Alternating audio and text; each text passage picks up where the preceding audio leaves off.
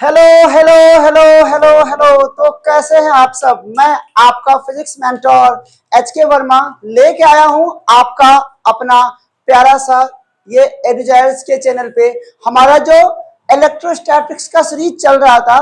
उस इलेक्ट्रोस्टैटिक्स के सीरीज में हमने डायपोल तक का बात किया था। डायपोल में हमने एक्सिस ऑफ डायपोल के इलेक्ट्रिक फील्ड का कैलकुलेशन किया था। हमने इक्वेटोरियल पॉइंट के लिए किया था। हमने जनरल पॉइंट के लिए इलेक्ट्रिक फील्ड का कैलकुलेशन किया था। हमने वहां पे दो केसेस नहीं किए थे, जो कि था एक टॉर्क वाला केस, एक उसका वर्क डन वाला केस, और उसके बाद हम लोग न्यूमेरिकल्स नहीं किए थे। ठीक है, तो आज का जो लेक्चर है आपका क्लास 12th के लिए, उसमें हम किसके बारे में बात करेंगे। उसमें हम बात करेंगे उस टॉर्क वाले केस में कि जब हम लोग यूनिफॉर्म इलेक्ट्रिक फील्ड में टॉर्क को रखेंगे तो क्या होगा। और दूसरी बात हम लोग करेंगे कि जब हम लोग टॉर्क जब रोटेट करेगा तो वर्क डन क्या कितना होगा। उस दो के बारे में हम लोग थ्योरी बात करते हैं और फिर हम लोग डिटेल्ड में उसका न्यूमेरिकल्स करते हैं, और फिर यदि टाइम बचेगा तो हम लोग रिंग के बारे में बात कर लेंगे। ठीक है, तो चलो बिना टाइम को खराब किए हम स्टार्ट करते हैं क्या अपना पहला पॉइंट, जो कि हम लोग बात करेंगे किसके। हम लोग बात करेंगे केस नंबर 4 के बारे में। केस नंबर 4 के बारे में बेटा, केस नंबर 4 क्या कहता है कि यदि हम यूनिफॉर्म इलेक्ट्रिक फील्ड में किसको रखें, यदि हम यूनिफॉर्म इलेक्ट्रिक फील्ड में टॉर्क को रखेंगे तो क्या होगा। When torque placed in a uniform electric field, when dipole placed in an uniform electric field। ठीक है, जब हम डायपोल को यूनिफॉर्म इलेक्ट्रिक फील्ड में रखेंगे तो क्या होगा, है ना बेटा। क्या बात करेंगे, जब डायपोल को यूनिफॉर्म इलेक्ट्रिक फील्ड में रखेंगे तो क्या होगा बेटा। हमने बोला था यूनिफॉर्म इलेक्ट्रिक फील्ड का मतलब यदि सारा का सारा इलेक्ट्रिक फील्ड पर्टिकुलर डायरेक्शन में हो और उसके बीच का सेपरेशन क्या हो, बिल्कुल सेम हो, ऐसे फील्ड को हम लोग क्या कहते हैं, इलेक्ट्रिक फील्ड कहते हैं, है ना बेटा। ऐसे फील्ड को हम लोग क्या कहते हैं, इलेक्ट्रिक फील्ड कहते हैं। अब इस इलेक्ट्रिक फील्ड में हमने क्या बोला कि हम लोग क्या करते हैं, एक डायपोल को प्लेस कर देते हैं। ठीक है, एक डायपोल को प्लेस कर देते हैं। ये हमारे पास माइनस क्यू चार्ज, ये हमारे पास प्लस क्यू चार्ज, यहाँ पे कुछ ना कुछ थीटा एंगल पे हमने इसको क्या किया बेटा, हमने इसको यहाँ पे थीटा एंगल पे प्लेस कर दिया। ठीक है, अब यदि थीटा एंगल पे प्लेस कर दिया, हमें पता है कि जब हमारा पॉजिटिव चार्ज होता है, पॉजिटिव चार्ज क्या होता है, positive charge always moves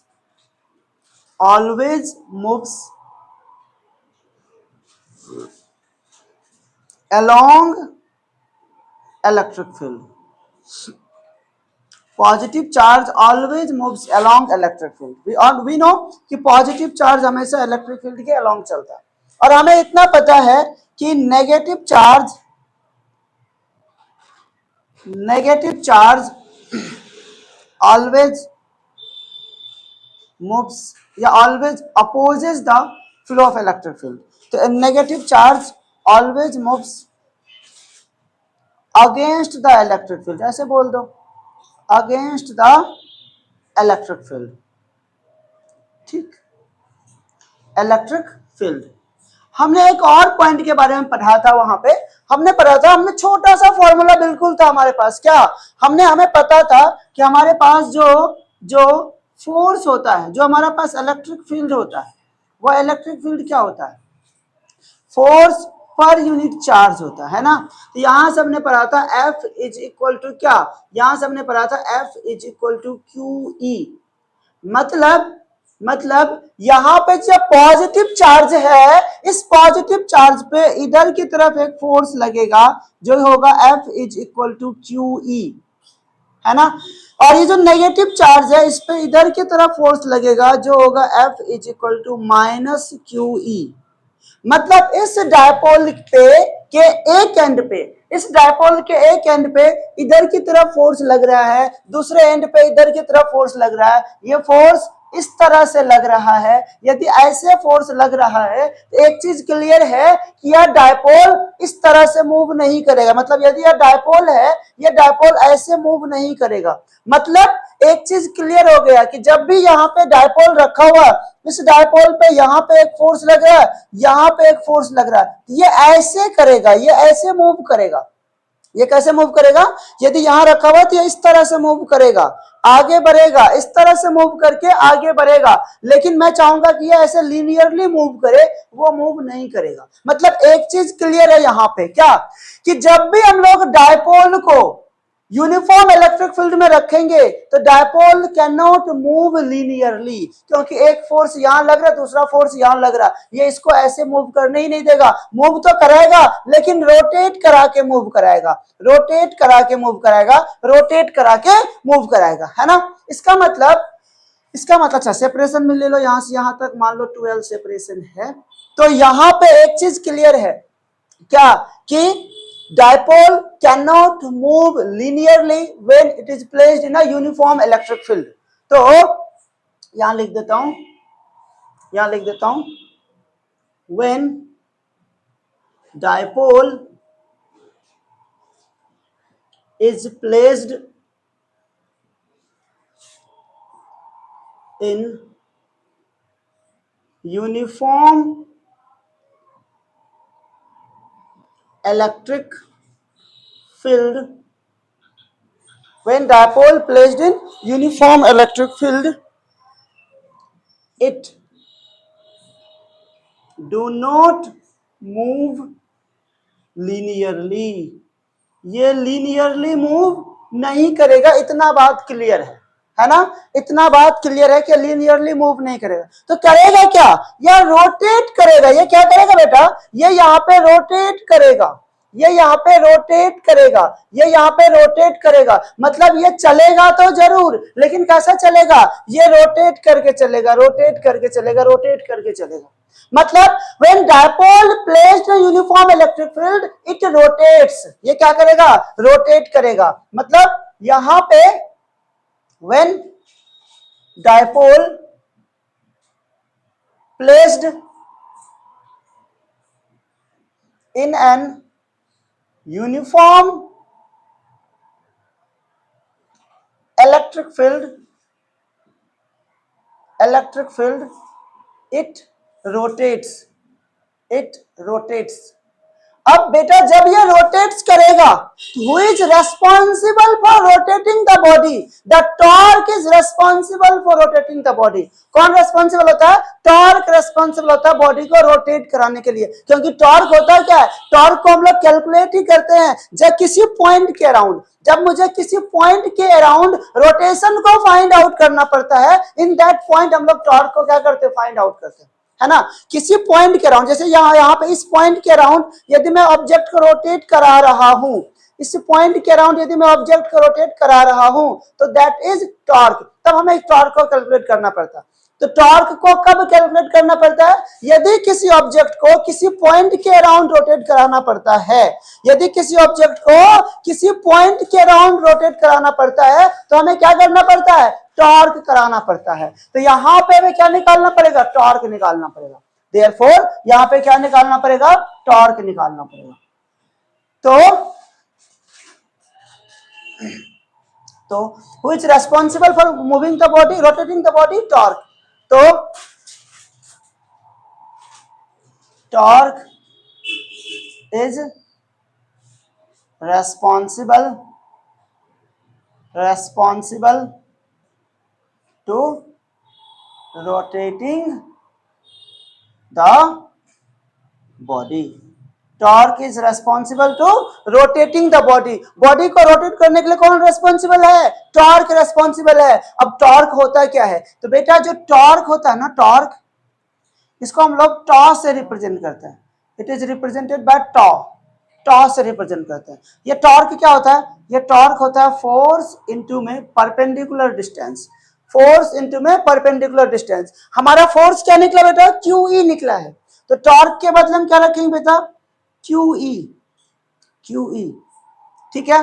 torque into perpendicular distance. Perpendicular distance क्या होगा बेटा? यहां से एक परपेंडिकुलर ड्रॉ करो, इस 2L का दो कंपोनेंट टूटेगा, एक अलोंग द थीटा, एक अवे फ्रॉम द थीटा। यदि वो अलोंग द थीटा बात करेंगे तो ये हो जाएगा हमारे पास 2l cos थीटा, और यदि अवे फ्रॉम द थीटा का बात करेंगे ये हो जाएगा 2l sin थीटा।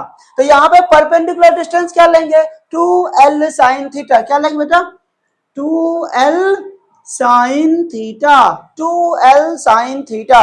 और हमें पता है कि 2l इंटू क्यू क्या होता है, डायपोल मोमेंट होता है, पता है ना। 2l इंटू क्यू क्या होता है, डायपोल मोमेंट होता है। तो यहाँ पे बच्चा में पता है P जो क्या है हमारे पास, डायपोल मोमेंट। क्या है बेटा, डायपोल मोमेंट। ये क्या होता है, डायपोल मोमेंट। ये होता है 2 इंटू में Q इंटू में L। यदि आप लोगों को डायपोल मोमेंट नहीं पता है तो जाइए एडुजायर्स के चैनल पे सर्च कीजिए electric field lecture number 1 by HK Verma.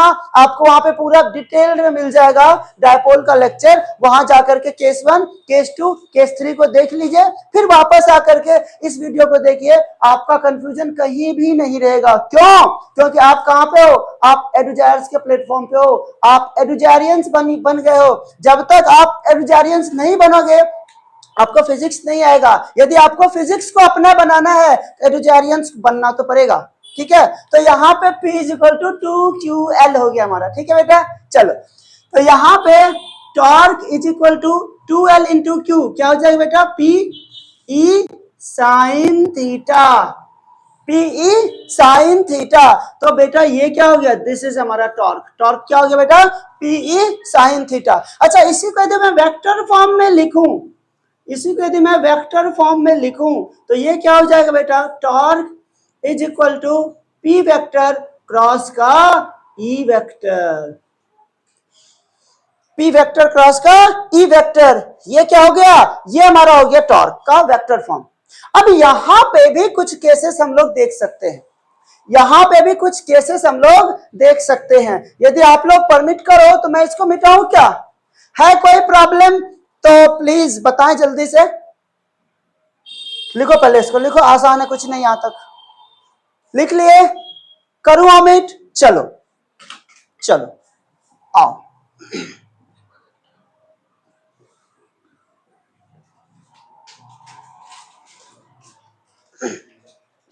चलो आओ बात करेंगे किसका बेटा, बात करेंगे यहाँ पे कि सर जी यहाँ जो टॉर्क का वैल्यू आया है वो आया है PE साइन थीटा, है ना।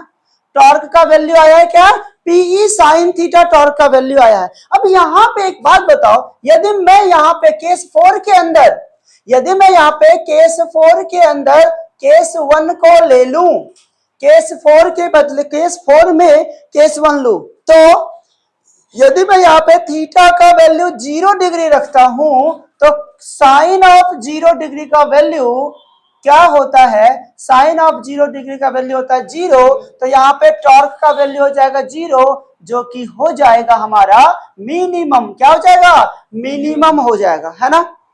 यदि मैं यहाँ पे केस ऑफ 2 लूं और मैं यहाँ पे theta is equal to 90 degree ले लूं और यहाँ पे मैं साइन ऑफ 90 डिग्री का बात करूं इज इक्वल टू 1 होता है, तो यहाँ पे टॉर्क का वैल्यू क्या हो जाएगा, PE हो जाएगा, जो कि क्या है बेटा जी, मैक्सिमम वैल्यू है हमारा, मैक्सिमम वैल्यू है। यदि मैं यहाँ पे केस नंबर 3 लेता हूं और यहाँ पे थीटा का वैल्यू मैं 180 डिग्री लेता हूं तो साइन ऑफ 180 डिग्री का वैल्यू होता है 0 और टॉर्क का वैल्यू हो जाएगा 0।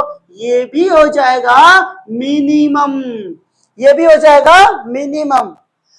अब यहां पे समझने वाली बात है थोड़ा सा, यहां भी टॉर्क का वैल्यू 0 आया है, यहां भी टॉर्क का वैल्यू 0 आया है। इसका क्या मतलब है, इसका मतलब है कि यदि ये हमारे पास एक्स एक्सिस है, ये भी हमारे पास एक्स एक्सिस है, दोनों यहां पे सेम ओरिजिन पे है, दोनों यहां पे सेम ओरिजिन पे है। ऐसे समझो, ऐसे समझो, इसको ऐसे समझो, इसका मतलब समझो थोड़ा सा,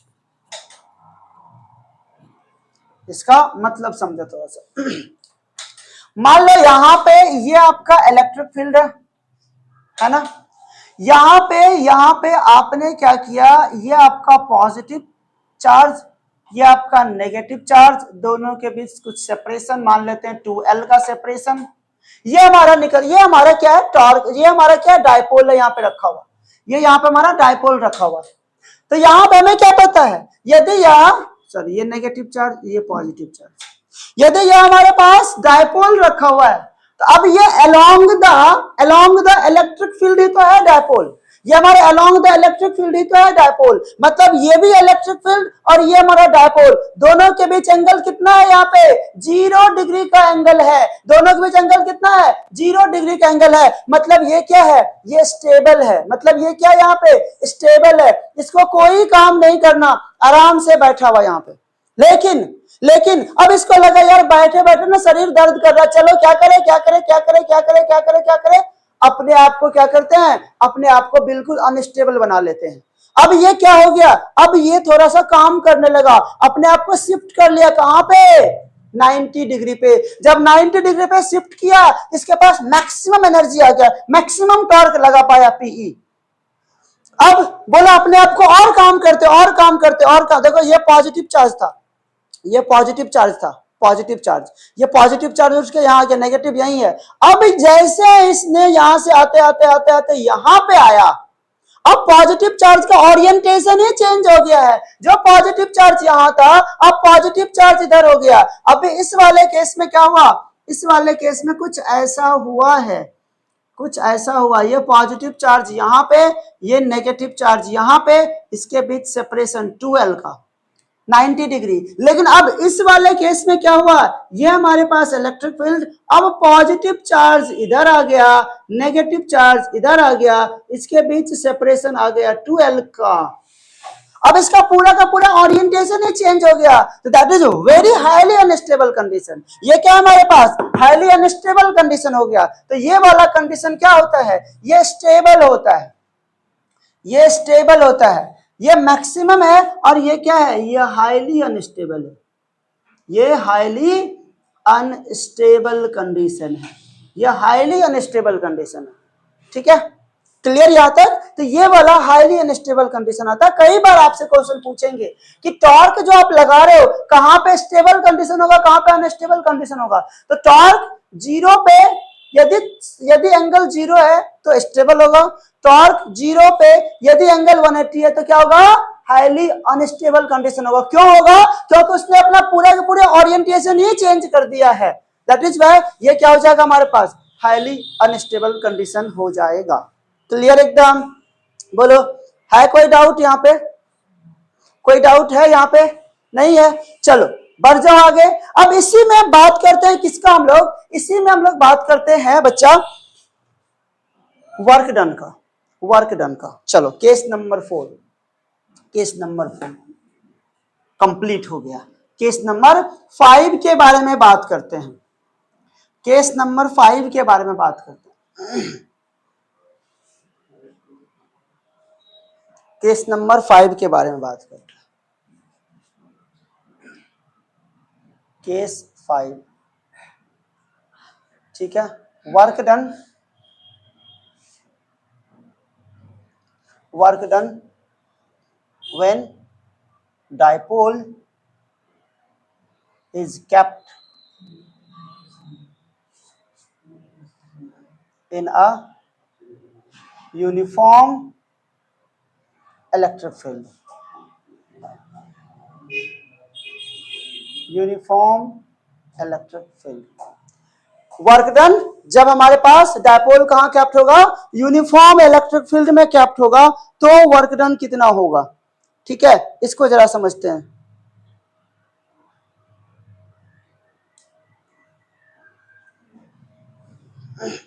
ठीक है, तो वर्क डन देखते हैं कब, जब हमारे पास यूनिफॉर्म इलेक्ट्रिक फील्ड होगा, जब हमारे पास यूनिफॉर्म इलेक्ट्रिक फील्ड होगा। और इस यूनिफॉर्म इलेक्ट्रिक फील्ड में हम लोग क्या करेंगे, इस यूनिफॉर्म इलेक्ट्रिक फील्ड में जब हम लोग इलेक्ट्रिक फील्ड में जब हम लोग डायपोल को रखते हैं, तो डायपोल को रखते हैं तो ये हमारा प्लस चार्ज, ये हमारे पास माइनस चार्ज, ये सेपरेशन 2L का। अब कह रहा है वर्क डन कितना होगा, अब क्या कर रहा है, वर्क डन कितना होगा। अब यदि हमें वर्क डन कर रहा निकालने के लिए बेटा, तो वर्क डन कैसे निकालेंगे हम लोग, तो हमें क्या पता वर्क डन क्या होता है, फोर्स इनटू में डिस्प्लेसमेंट, है ना। तो यदि ये कवर किया है, इसको आपने क्या माना है बेटा, इसको आपने परपेंडिकुलर डिस्टेंस माना 2l sin थीटा। तो ये क्या हो जाएगा बच्चा हमारे पास, ये हो जाएगा 2l cos theta.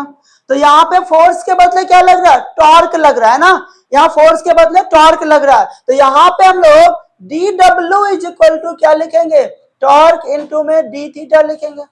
dw is equal to क्या लिखेंगे, टॉर्क इंटू में डी थीटा लिखेंगे। तो यहाँ पे बच्चा dw is equal to torque के बदले क्या रखोगे, फोर्स इंटू में परपेंडिकुलर डिस्टेंस, यही ना बेटा, या टॉर्क के बदले सीधा लिखो क्या, पीई साइन थीटा हमें पता है, और डी थीटा क्या, PE sine theta D theta.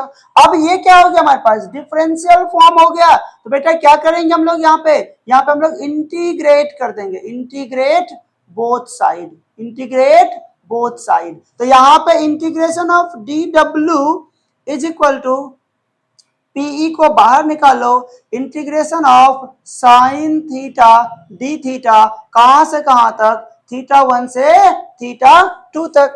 अब डी डब्ल्यू का इंटीग्रेशन कितना होता है बेटा, तो डब्ल्यू होगा is equal to PE and sine theta का इंटीग्रेशन क्या होता है हमारा, कॉस माइनस का कॉस थीटा, थीटा 1 से थीटा 2, थीटा 1 से थीटा 2। तो यहाँ पे W is equal to PE, एक बार अपर लिमिट रखेंगे, माइनस का कॉस थीटा 2 माइनस का कॉस थीटा 1। अब इसको यदि आप सॉल्व करोगे तो ये क्या हो जाएगा, W is equal to PE, अब देखो माइनस माइनस प्लस, तो क्या हो गया कॉस थीटा 1 एंड माइनस का कॉस थीटा 2। ये क्या हो गया, ये क्या हो गया, ये हो गया हमारा work done, this is work done. ये क्या हो गया हमारा, ये हो गया हमारा वर्क डन। ठीक है, तो यदि हमें बोलेगा वर्क डन कितना होगा, तो वर्क डन क्या होगा, work done is equal to PE cos theta 1 minus cos theta 2। Clear, cos theta 1 minus cos theta 2। ठीक है, चलिए अब इस पे हम लोग करते हैं अच्छा सवाल। हमारा डायपोल से रिलेटेड जितना भी कंसेप्ट था वो पूरी तरह से क्लियर हो गया है। कोई भी डाउट होता है तो प्लीज कमेंट जरूर करें, ताकि हमें पता चल पाए कि क्या प्रॉब्लम, क्या इश्यू आपके साथ हो रहा है, उसको हम लोग सॉल्व करेंगे यहाँ पे। ठीक है, चलो अब हम लोग करेंगे कुछ क्वेश्चंस। ठीक है, कुछ क्वेश्चन करते हैं, सिर्फ डायपोल के ऊपर पूछा हुआ क्वेश्चन करते हैं हम लोग। ठीक है, करूं स्टार्ट इसको, चलो जल्दी से लिखो तो स्टार्ट करते हैं।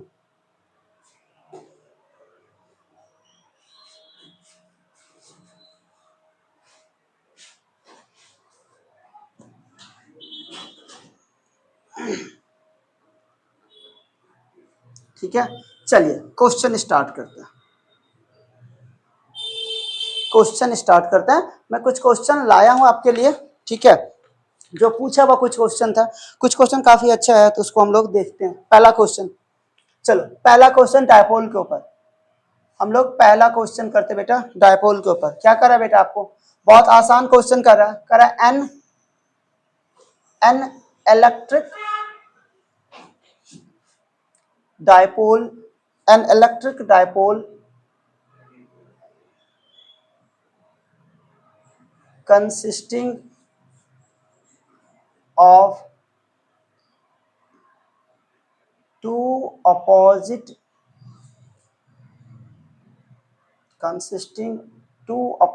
charges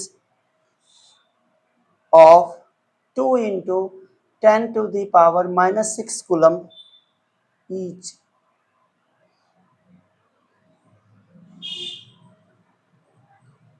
separated by a distance of 3 centimeter, is placed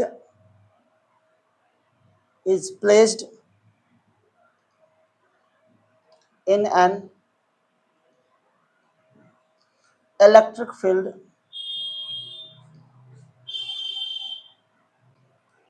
of 2 into 10 to the power 5 Newton पर कूलम्ब। आपको कह रहा है the maximum torque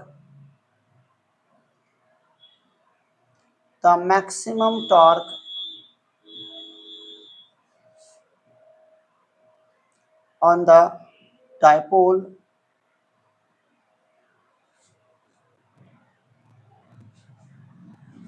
will be। ठीक है, अब देखो ये सवाल है हमारे पास, ये हमारे पास सवाल है, देखिए बनेगा,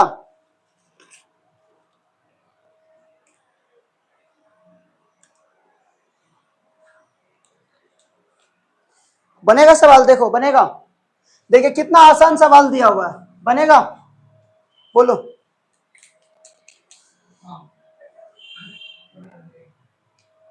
बोलो बनेगा या मैं बनाऊं सवाल को?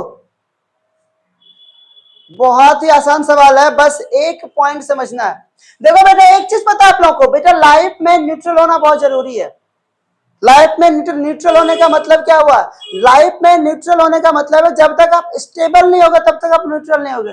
स्टेबिलिटी बहुत जरूरी है। स्टेबिलिटी जैसे इलेक्ट्रॉन प्रोटॉन के बारे में बात कर लो, इलेक्ट्रॉन प्रोटॉन के बारे में बात कर लो। इलेक्ट्रॉन कहता है प्रोटॉन से, इलेक्ट्रॉन कहता है प्रोटॉन से कि इलेक्ट्रॉन कहता है प्रोटॉन से क्या, कि तुम्हारे बिना जिंदगी मेरी अधूरी है, ये सच्चाई है। तुम्हारे बिना जिंदगी मेरी अधूरी है, ये सच्चाई है। लेकिन साथ मिलते ही न्यूट्रल हो जाता है, ये भी सच्चाई है। भाई न्यूट्रल होना भी बहुत जरूरी है लाइफ में। यदि आपको लाइफ में सक्सेस पाना है तो न्यूट्रल तो होना पड़ेगा, न्यूट्रल तो होना पड़ेगा। जब तक आप सक्सेसफुल नहीं बनोगे तब तक आप न्यूट्रल नहीं बन सकते।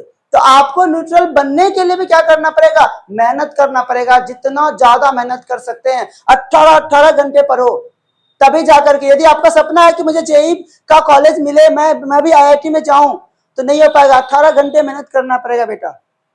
ठीक है, तो चलो आओ बात करते, देखो कितना आसान सवाल है। क्या कह रहा है? An electron dipole consist, an electric dipole consist of two opposite charges, इतना दिया हुआ, ठीक है, separated by distance 3 centimetre, very good, is placed on an electric field, इतना, ये भी दिया हुआ हमारे पास। The maximum torque on the dipole, बेटा यही तो सवाल तोड़ दिया आपको, देखो कुछ है क्या?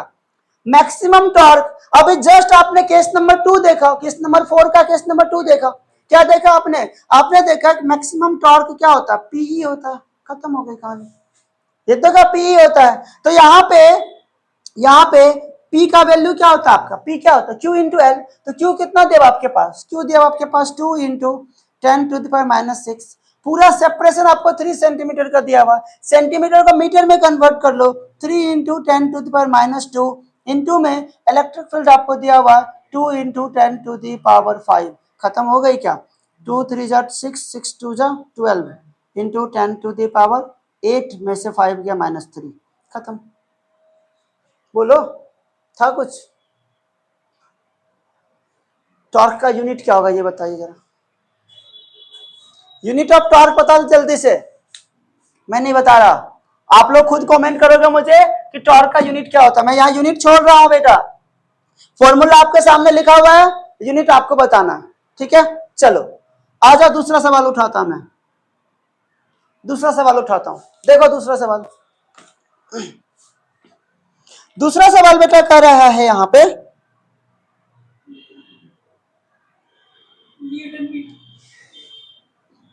N electric dipole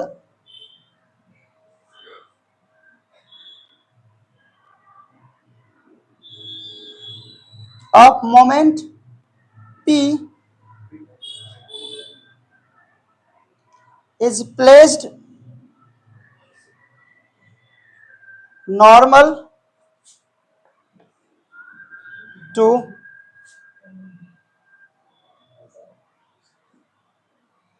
the line of force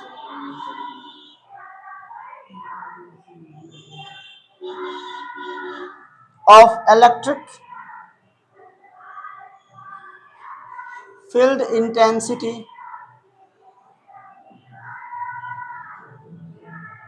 E, then work done,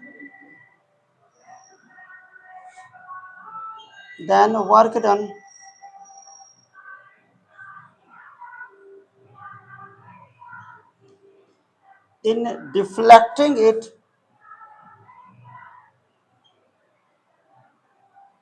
through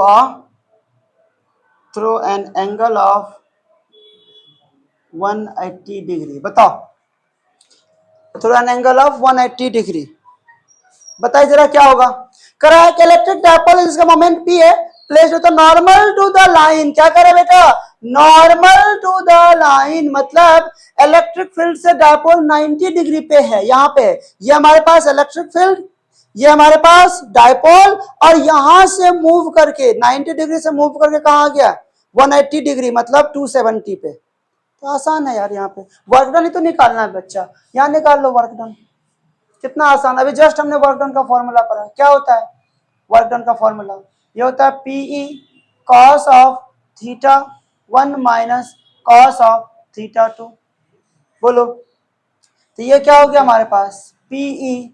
अब यहां कहां से कहां तक लेंगे, थीटा 1 कितना है 180 degree, cos of 180 degree minus का कॉस ऑफ 270 डिग्री हो जाएगा। क्यों, क्योंकि 90 से कहां गए, sorry cos of 90, cos of 90 से 180 डिग्री गया, मतलब 270 डिग्री गया। कितना हो जाएगा ये हमारे पास, बोलो, कॉस 90 का वैल्यू कितना होता है, कॉस 90 का वैल्यू 0 और इसका वैल्यू कितना 0, तो टोटल कितना हो गया 0। तो वर्क डन क्या हो गया 0, वर्क डन क्या हो गया 0 हो गया। ठीक है, चलो आसान आसान क्वेश्चन है, फिर भी नहीं बन रहा है।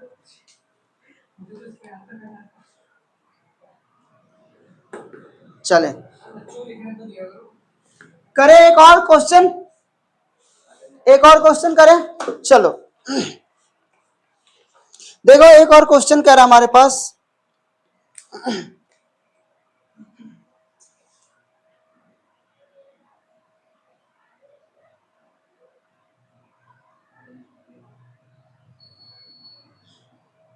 To charges plus 3.2 into 10 to the power minus 19 coulomb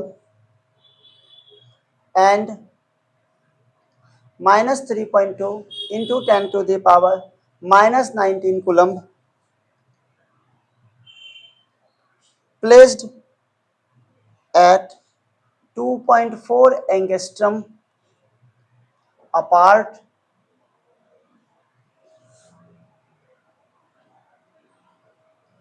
from an electric dipole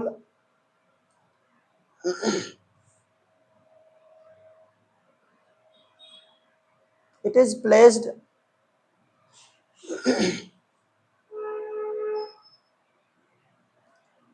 placed in an uniform electric field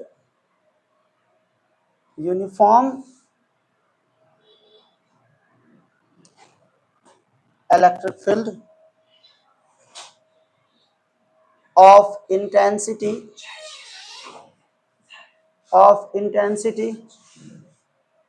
4 into 10 to the power 5 volt per meter. The electric moment is, the electric dipole moment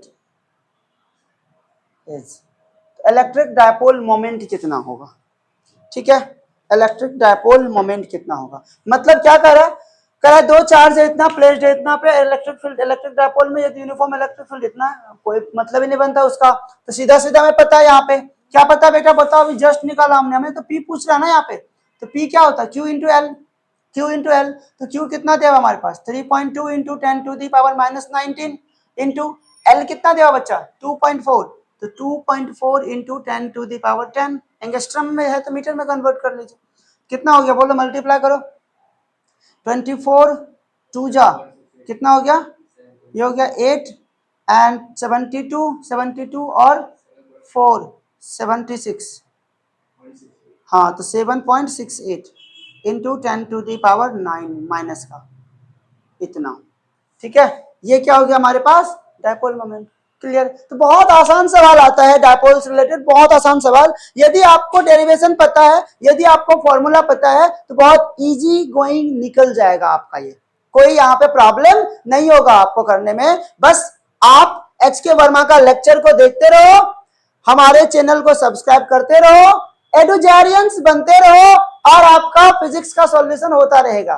ठीक है, तो चलो आज यहीं पे रहता हूं। अच्छा लग रहा होगा कंटेंट तो प्लीज सब्सक्राइब करो, बच्चों में शेयर करो, ताकि थोड़ा सा हमारा भी सब्सक्रिप्शन बढ़े, तो हमें भी थोड़ा मजा आए आपको अच्छा अच्छा कंटेंट देने में। ठीक है, टिल देन बाय बाय, पढ़ते रहिए, मस्त रहिए, मजा कीजिए।